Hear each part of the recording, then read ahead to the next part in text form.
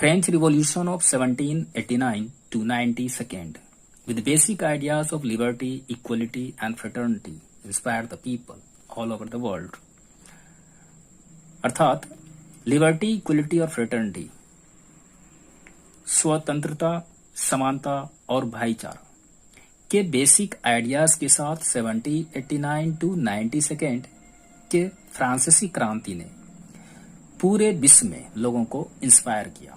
The American war of independence सोड the seeds of nationalism, अर्थात American war of independence ने राष्ट्रवाद का बीज बोया. Autocratic rules of the monarch were thrown away and democratic governments were established in many parts of the world. अर्थात मोनार्कों का autocratic rules को फेंक दिया गया, यानी बाहर कर दिया गया, और वर्ल्ड के अनेक हिस्सों में डेमोक्रेटिक गवर्नमेंट अर्थात लोकतांत्रिक सरकार की स्थापना की गई. The countries under foreign domination began to struggle, अर्थात विदेशी प्रभुत्व के अधीन देशों ने स्ट्रगल करना शुरू कर दिया.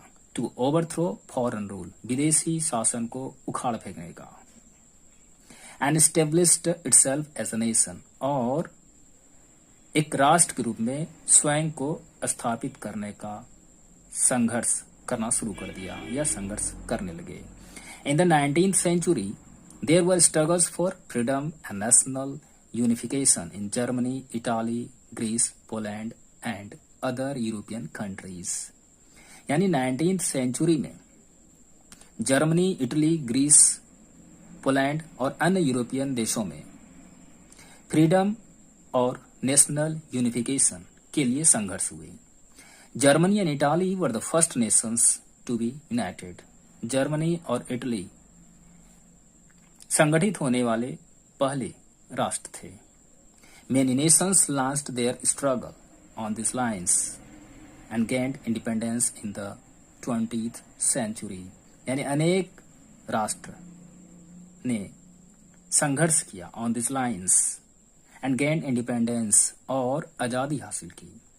Thus, they struggled for nationhood tied by common geography, language and desire to have a democratic setup, which became a potent factor in shaping the history of the world during the 19th and 20th centuries.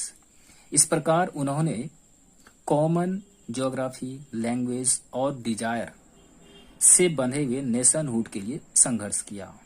To have a democratic setup, लोकतांत्रिक व्यवस्था पाने के लिए, which